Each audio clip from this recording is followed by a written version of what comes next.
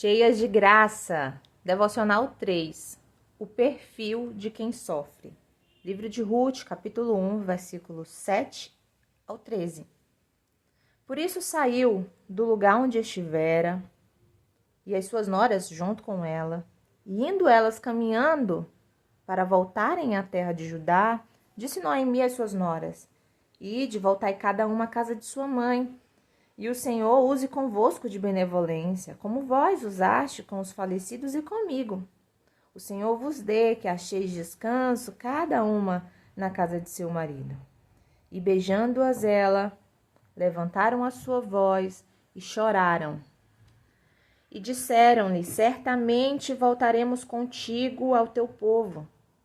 Porém Noemi disse: voltai, minhas filhas, porque ireis comigo? Tenho eu ainda no meu ventre mais filhos, para que vos sejam por maridos?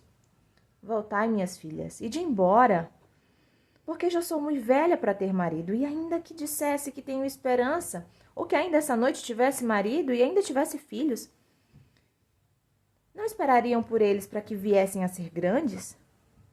Não posso vos deter.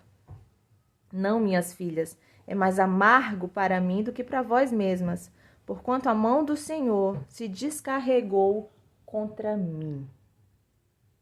Nesse texto, nós vemos 3 mulheres que caminham juntas, cada uma com as suas dores, mas é Noemi que nos revela um retrato profundo da experiência humana diante do sofrimento.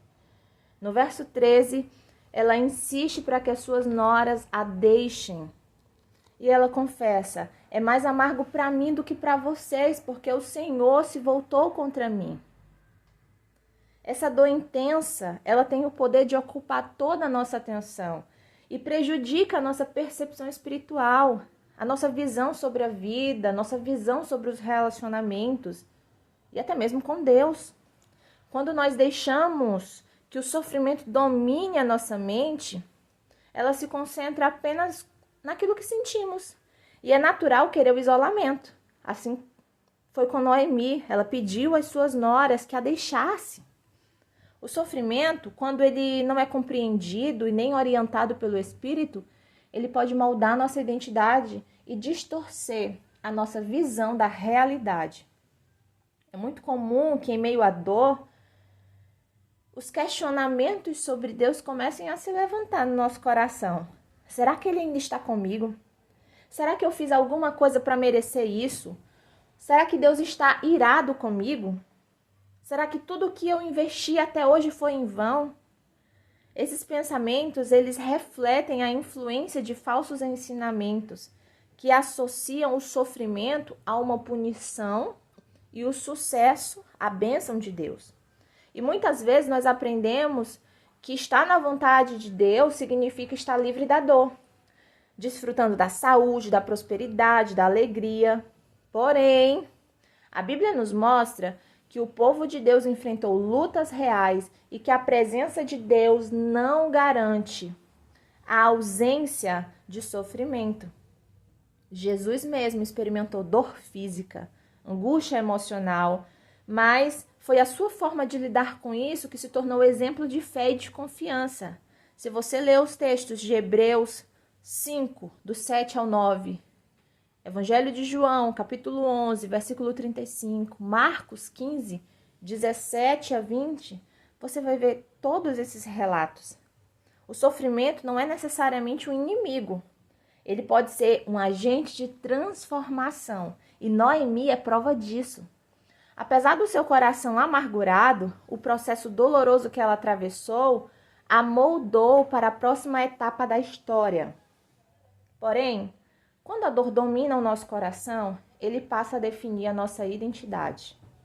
Noemi chegou a Belém irreconhecível. As pessoas a viram e perguntaram se era realmente ela. O sofrimento tinha pintado a sua vida de amargura, apagado a cor da sua alegria e roubado o sabor da esperança.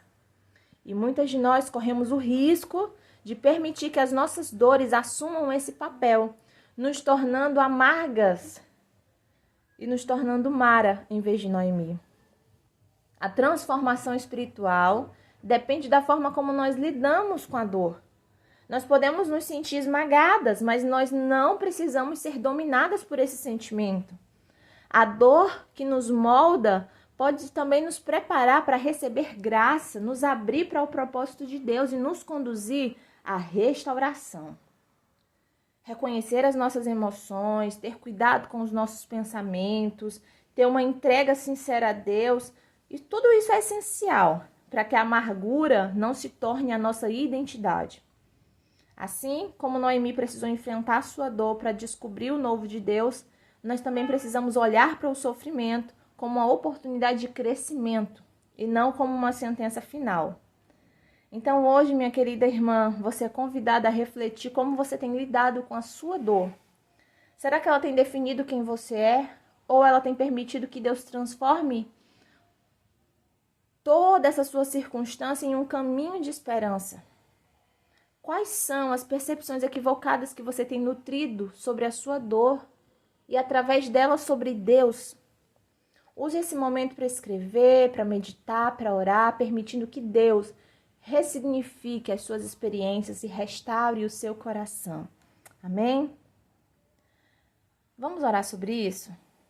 Senhor amado, ajuda-nos a não permitir que as nossas dores definam a nossa identidade.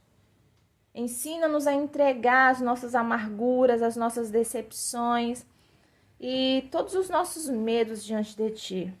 Nos ajude a confiar que o Senhor é poderoso para transformar o nosso sofrimento em aprendizado, em esperança.